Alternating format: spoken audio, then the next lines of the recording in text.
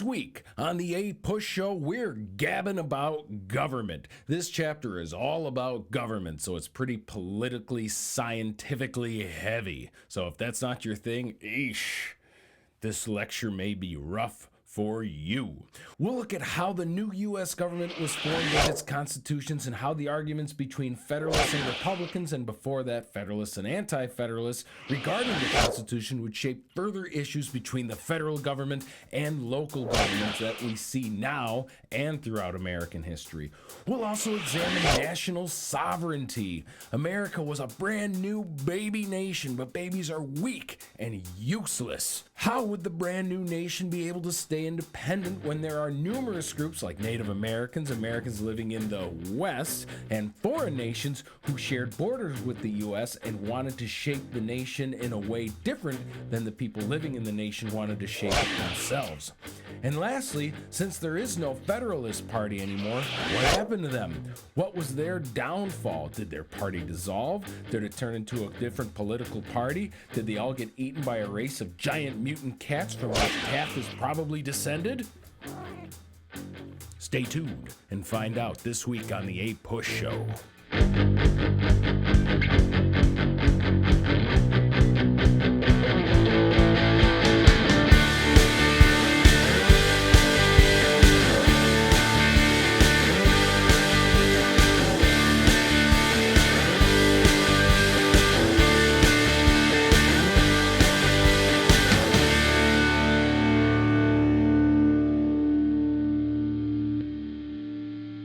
When we were talking about federalism and the Constitution, it became pretty apparent that he hated federalism and the Constitution. Taft, do you hate them?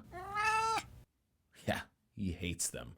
Can't stand them. Getting into the issues of the chapters, in the early days of the Republic, one of the big dilemmas facing the early Republic was how to function without a strong central government. Many Americans envisioned a country with many states, not provinces, states, that were basically free to do their own thing without intrusion from a central government. They were worried about replacing the King of England with the King of America. Which Taft is not into. The King of America hates that idea. But central governments fulfill important roles that a loose congressional confederation of small states cannot. People today complain bitterly about how much Congress doesn't do things, but when you have to get 435 Congress people and then 100 senators to agree on something, you're going to have a bad time. This is fine if you don't want a bunch of knee-jerk reaction decision-making that could lead to a chaotic existence, but if you have to do things like pay soldiers their promised salaries for fighting in the revolution, or raise army to keep an infantile nation safe, waiting on Congress to agree to terms is going to make people big mad. A weak central government proved to be very broken and problematic, and Revolutionary War veterans went unpaid, and even the treaty to end the Revolutionary War was resolved with a great deal of difficulty. Many powerful and influential voices began to advocate for a strong central government. Military officers wanted it because they weren't getting their pensions. They even flirted with a military rebellion with the Nuremberg Conspiracy, which would have turned the U.S. into a military dictatorship, akin to what happened in several Latin American countries when they achieved independence in the 1820s. Manufacturers and merchants wanted a national government because they were tired of dealing with 13 different states with 13 different tariffs and currencies. People who invested money in the Confederation wanted a stronger national government so their investment would be safer. Land speculators wanted a stronger national government to raise an army and remove natives, and wealthy landowners were worried about all the unrest that was occurring because of a lack of a national government to keep order. By 1786, the question became not whether changes should be made, but how drastic should the changes be. One strong voice for a national government came from a New York lawyer and $10 bill poster boy, Alexander Hamilton. Through shrewd political work between Hamilton and James Madison, along with Shays' Rebellion scaring almost everyone, including national hero George Washington, a constitutional convention was called in Philadelphia to change the course of how government would work in the United States forever. Uh-oh, Taft. The Articles of Confederation are in trouble. Whack for you. I guess. And so with Shays' Rebellion and the demand for a constitutional convention and for reform on the Articles of Confederation, the Constitutional Convention was set. 55 incredibly wealthy and educated white men from all the colonies, except for Rhode Island, who all had fear of the influence of poor people in government, along with varied degrees of a shared understanding that it was okay to live in a country where black people were enslaved, got together to write the most important political document in our country. Schools, streets, and cities would be named for these members of the Constitutional Convention, and countless statues and monuments built for them as well. These men would become the Founding Fathers, a title with an almost godlike reverence in the United States today. But it's important to remember that these were human beings, and these human beings had many flaws, just like everybody else. The delegates proposed the first plans, and the first plan came from Virginia. Virginia proposed a three-branch system of government with a supreme legislative, executive, and judicial branches. This would pass. They also proposed a bicameral or two-chambered Congress. The lower branch, which would be represented in reflection of the population of the states, that one passed, and the upper branch, which would be elected by members of the lower branch. That one failed. Small states hated this plan for Congress. They worried that they would get completely pushed out of all influence in government. One delegate from the small state of New Jersey, William Patterson, submitted an alternative to the Virginia plan in which each state had equal amounts of representation in one house of legislature. That house would have expanded powers to tax and regulate commerce. The large states conceded that there needed to be a provision so that small states were guaranteed some representation, but many questions still remained. How much power should the small states get compared to the large states? How will slaves factor into this, even though they can't vote or hold office? Would slaves be counted as part of the population, or were they only property? Would the convention allow slave states to have it both ways, as South Carolina wanted badly? One question that was not entertained at all was giving slaves citizenship or the right to vote. Our nation was built on a very, very racist and unjust foundation. And so from May to September of 1787, these 55 wealthy white men argued and bickered over a constitution, all whilst dressed in coats on top of waistcoats, on top of cotton shirts, with breeches and stockings, in a convention hall in pre-air-conditioned Philadelphia, where temperatures routinely reached the 90s and sometimes perhaps triple digits. Arguments were hot, heavy, and stinky. Just how you like him, eh, Taft? Oh yeah, hot, heavy, and stinky. Just like you. The only one who could keep cool in all this argumentation was 81-year-old Ben Franklin, total revolution guy, who warned that if the delegates could not reach an agreement, mankind may hereafter from this unfortunate instance despair of establishing governments by human wisdom and leave it to chance, war, and conquest. I know you don't think it sounds that bad, but you're a chaotic beast who is prone to passions of anger. A grand committee was then created with one rep from each state. The achievement of this committee was the legislative structure we see today, an upper house with 2 members from each state and a lower house based on population. They decided that slaves would be counted, but only as 3/5 as a regular person. Now, where do we get 3/5 from? This formula was based on this false assumption made back then that slaves were only 3/5 as productive as a free person, which meant that if a slave could pick 300 bags of cotton a day, a freed person could do 500. So why not pay someone a wage to do it and not rely on slavery, one might ask? Well, because people were very racist and unwilling to accept a different and more fair and just system of labor, and the 3/5 formula was completely bogus, and whenever I hear that fraction, I cringe. The deadlock was broken and the compromise was accepted. Slavery was also allowed to continue, and slaves were allowed to continue to be stolen and transported to the United States from Africa for at least 20 more years. This was a big concession for many anti-slavery proponents from the North, but they agreed to it out of fear that that a constitution would never be agreed upon if they remained stubborn.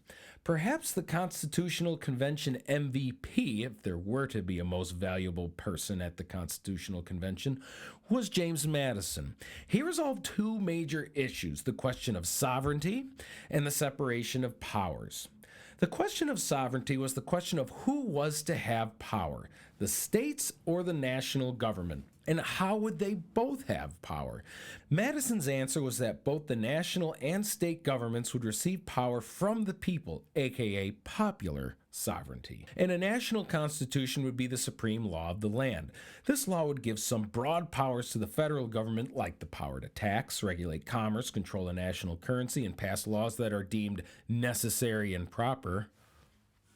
That seems pretty vague. I wonder if that's going to cause problems later on, Taft.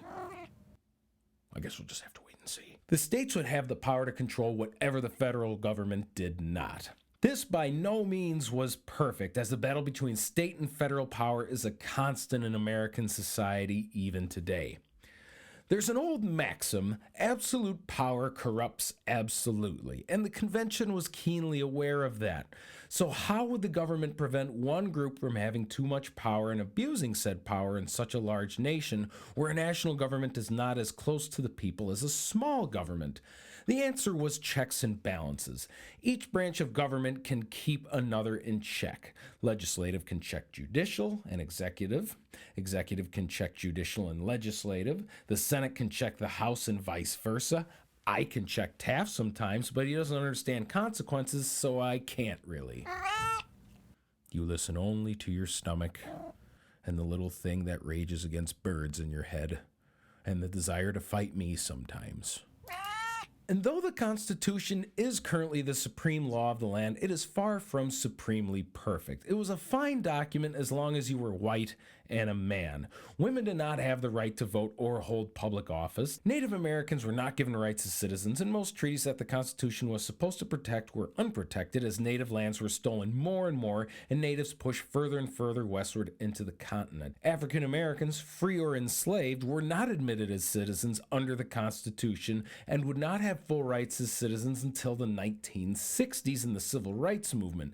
And even after that, numerous attacks on their rights as citizens have been acted upon or at least allowed by the United States government. Now, in order for the Constitution to be accepted, it had to be ratified, which meant that 9 out of 13 state legislatures had to vote in favor of it. Under the Articles of Confederation, it was unanimous, but the Constitutional Convention changed it to 9 out of 13 out of fear that it would never pass, regardless of what was in it. I know you would prefer that, Taft. You're just an Articles of Confederation guy, and I don't really understand that. I guess it's because you just like to do your own thing and don't want any government to tell you what to do. Oh, and we've got a big stretchums.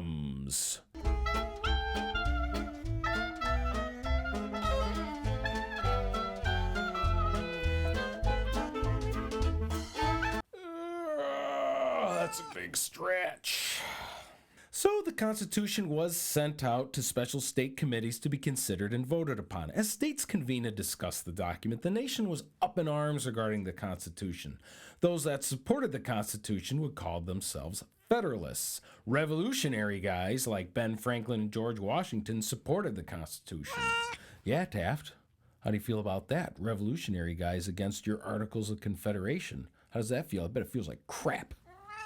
Alexander Hamilton, John Jay, and James Madison took on the important role of public relations as they began to write articles in American newspapers defending the Federalist Constitution, and collection of these articles would be gathered in what is known as the Federalist Papers, which are arguably the most important American contributions to political theory. People who argued against the Constitution were labeled as anti-Federalists.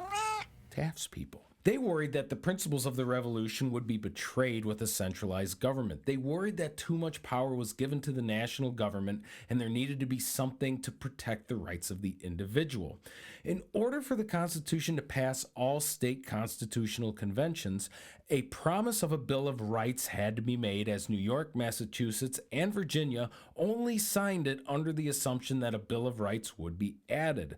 The Constitution was ratified, though Rhode Island refused to even consider the Constitution, and North Carolina chose to wait and see before it signed anything. They were skeptical about it, like Taft is skeptical about Christmas.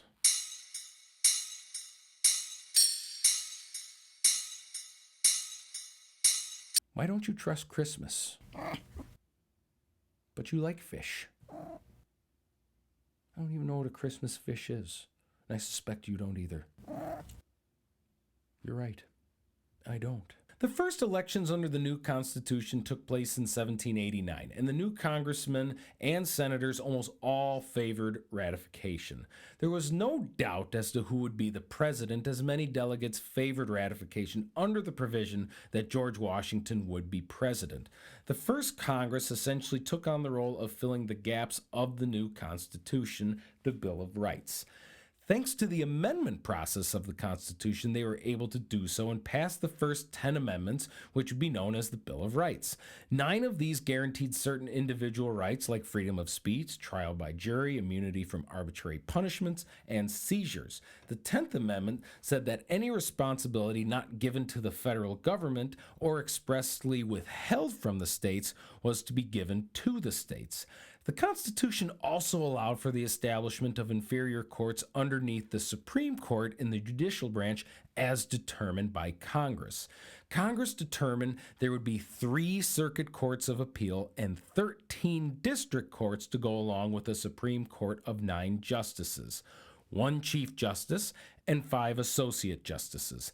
Now, in 2020, there are 9 justices. Well, technically 8 as of September 29, 2020, because Justice Ruth Bader Ginsburg just passed away and another justice needs to be appointed, but how that will happen is controversial because there's an election coming, and in 2016, the Republican-controlled Senate set a precedent that it shouldn't determine a justice when there's a looming election, but now they're allowing it because... Regardless, there will be 9 justices sooner or later. Congress also determined that there would be 3 executive departments under the president. The Department of State, which handles a lot of foreign affairs and was filled by Thomas Jefferson. The Department of the Treasury, which handles finances, which was filled by Alexander Hamilton. And the Department of War, which handles war, which was filled by a guy named Henry Knox. Though the bulk of the Constitution as we now know it had been set, debates over it still continued. Though anti-federalists really only existed during the ratification debate, their spirit would live on in the Republican Party. It's important to note that the idea of political parties that we know of today was actively avoided back then. In fact, George Washington in particular believed that political parties were dangerous for the Republic. Madison argued fervently against political parties in the Federalist Papers. He said, "The public good is disregarded in the conflicts of rival parties." Interesting to note, Taft. Most politicians back in the late 1780s and early 1790s probably would not have identified as Federalist or Republican, and these are terms we now apply in the present. However, differences in political opinion rose to the surface of public discourse, and the battle lines of politics that we know and love today began to take root. The difference between Federalists and the Republicans were that Federalists favored a strong central government with an economy and society based on trade, manufacturing, and urbanization, whereas the Republicans wanted a weak, non-intrusive central government with an economy and society based on agriculture. The name we typically associate with Federalists is Alexander Hamilton, and with Republicans, Thomas Jefferson. Federalists were more popular up north, and Republicans more popular down south. The Federalists enjoyed 12 years of power thanks to the presidencies of George Washington and John Adams, who both envisioned a nation with a strong national government. Perhaps the most capable leader within the Federalist Party who headed the Treasury was Alexander Hamilton. A strident capitalist, he believed that for the U.S. economy to work, it needed to pay off debts, and that wealthy elites would be best suited to do this. Could you not?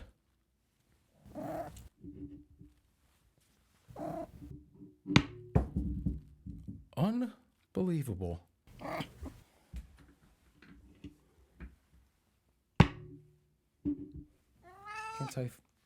Articles of Confederation supporter for you, ladies and gentlemen.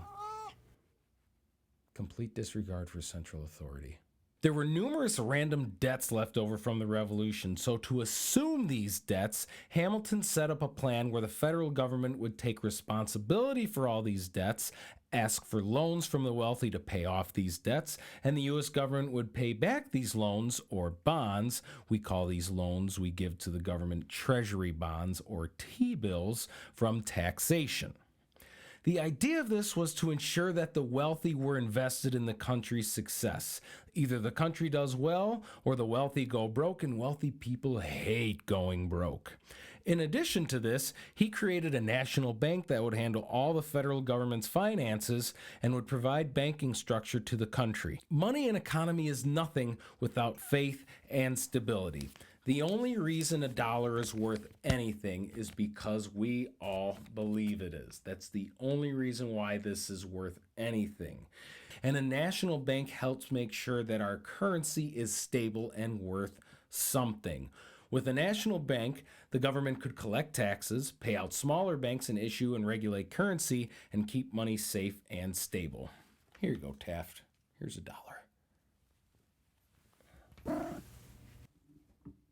However, to assume debt is to take responsibility for debt, and debts have to be paid. Hamilton's report on manufacturing had to do with these debts. To pay these assumed debts, Hamilton proposed 2 new taxes: a tax on distilling liquor, which would fall most heavily on backcountry whiskey manufacturers, and a tariff on imports. By the way, a tariff is a tax on goods imported from another country. It raises money and helps ensure that more people buy goods manufactured in the country, aka domestic goods. Taft loves money.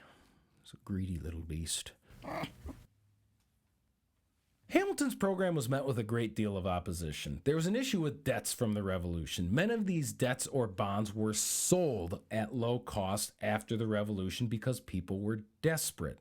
But Hamilton wanted to pay back these debts at their original value, so a lot of those original bondholders were upset. Ultimately, Hamilton won and Congress passed that part of his Treasury bill. Then there was an issue with debts from the states. Some states were worried that they would pay the debts of other states. To make this deal work, a bargain was made regarding the location of the national capital. It was in New York briefly before it was moved to Philadelphia, but to make Virginia happy and vote for the bill, it was to be moved again to a planned site between Virginia and Maryland near the Potomac River, picked out by President Washington. The government would have to move there by the start of the 19th century. Hamilton was able to get his national bank, aka the Bank of the United States, passed with some trepidation from Washington and opposition from Jefferson and Madison.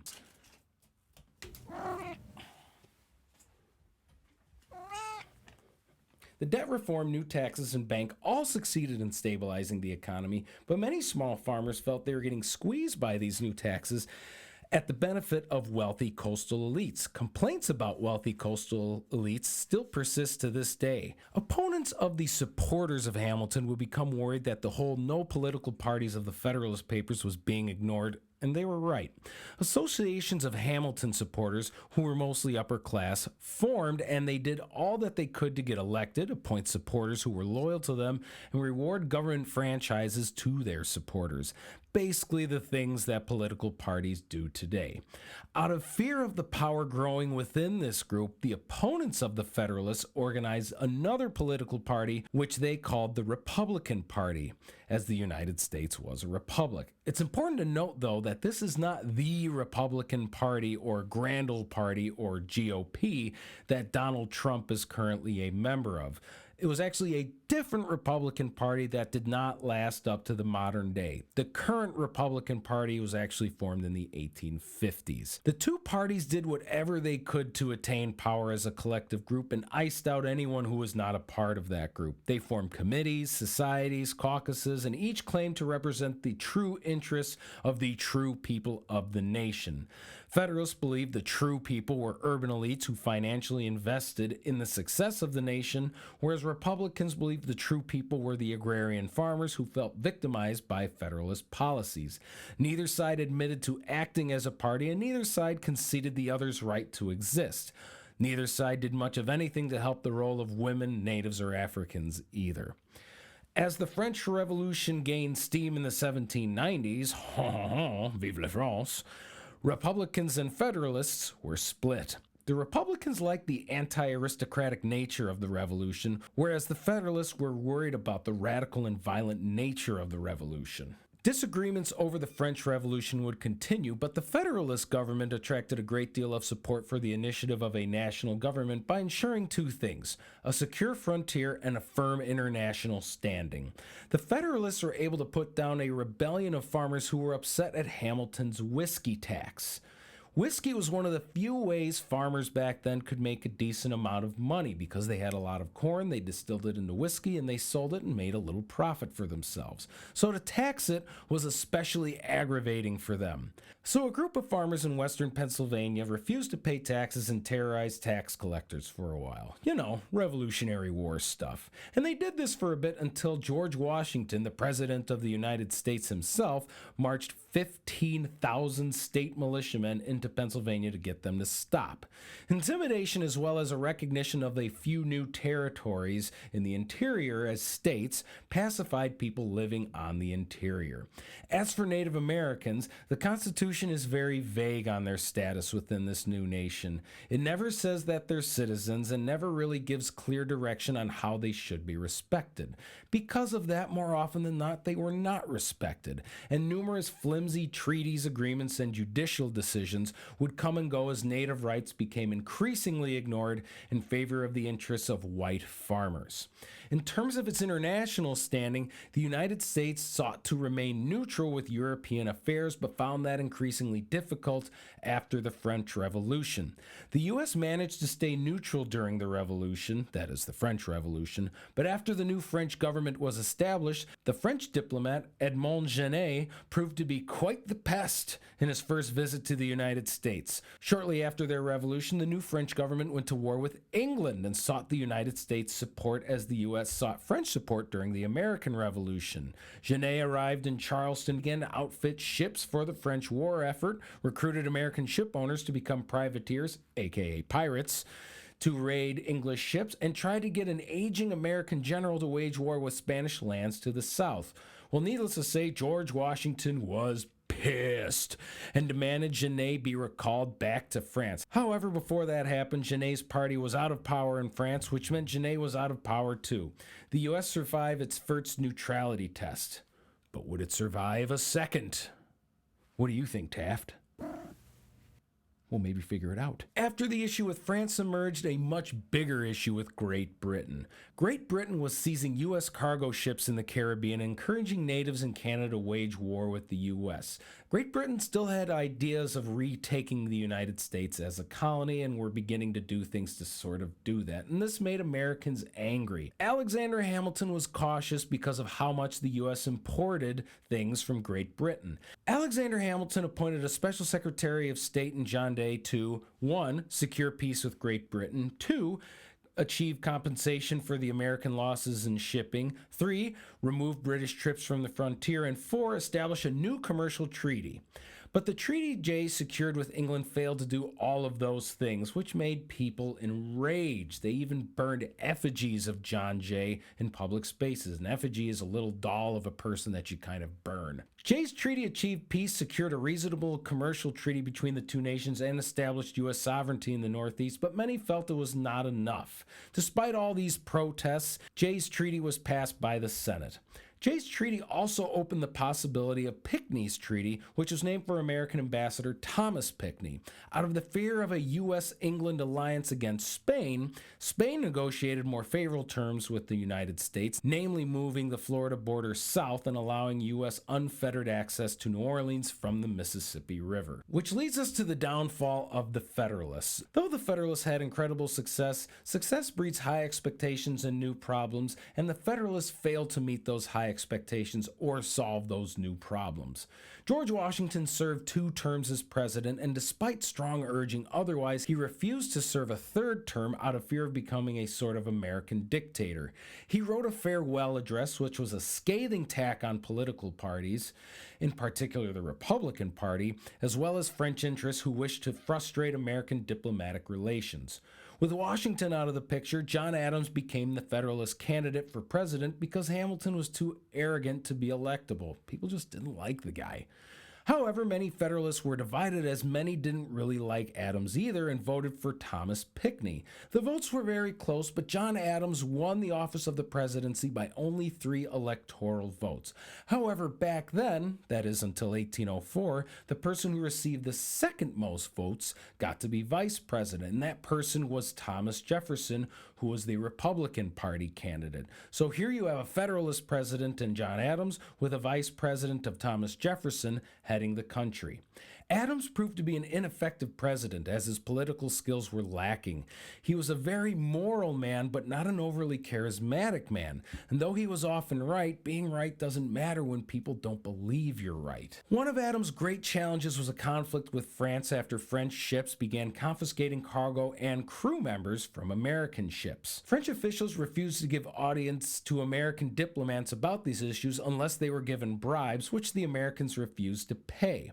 After hearing of this incident, Adams urged preparations for war. When submitting his report to Congress, Adams deleted the names of the French officials and replaced them with Messieurs XYZ, which is why we call it the XYZ affair. I know, Taft. It's so funny. XYZ. He. Why don't you grow up and stop being so immature? The U.S. found itself in an undeclared war with France. The United States, as a result, cut off trade with France and authorized American ships to seize French ships, which they did. The U.S. also began cooperating with Britain in their quasi-war with France. After Napoleon Bonaparte became leader of France, the new French government agreed to a treaty with the United States, which brought the conflict to a peaceful end. And that brings us to our final slide. With the victory over France, the Federalists enjoyed immense power, but they blew it. In an effort to destroy the Republican Party once and for all, they passed the Alien and Sedition Act, which would allow the government to put up new barriers to foreigners becoming citizens, and allowed the government to prosecute anyone who was determined to be against the government.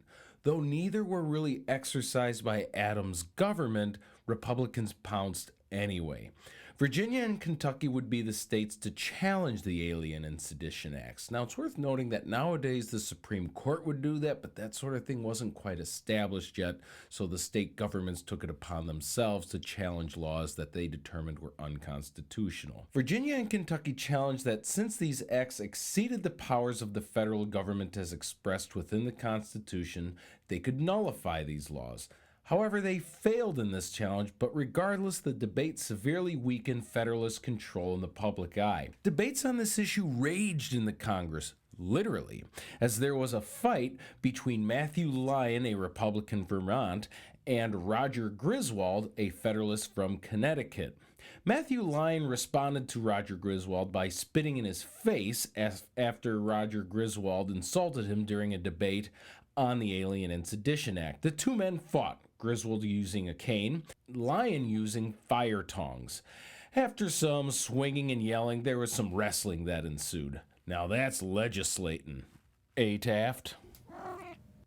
Yeah, you're all about that life. These controversies set the stage for the 1800 election, which has been alleged to have been the nastiest presidential election of all time so far. Jefferson would defeat Adams after a very nasty personal election. Republicans had the presidency and the Congress, but not the judiciary, and the Federalists wanted to keep it that way. To do that, Federalists quickly passed the Judiciary Act of 1801 in hopes that they would be able to change the makeup of the judicial branch.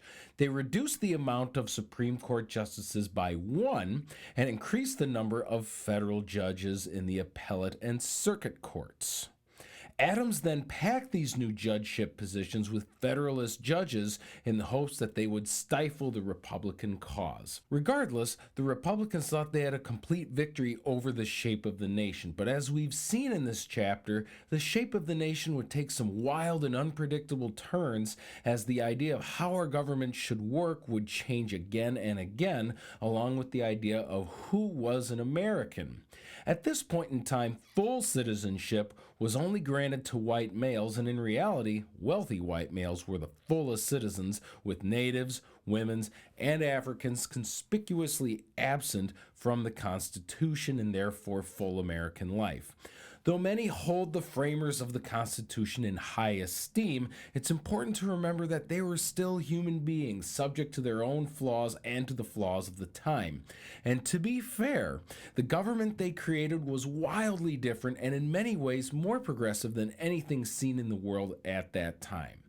However, we must remember that when we hold our modern notions of morality against our heroes of the past, almost none of them will ever measure up. But as historians, we cannot fall into the trap of lazy analysis where we simply label historic figures as either all good or all bad. History is far more complex than that, except when it comes to Hitler. That guy sucked in every single way possible. Thank you guys for tuning in, and always remember, we gotta keep pushing, G.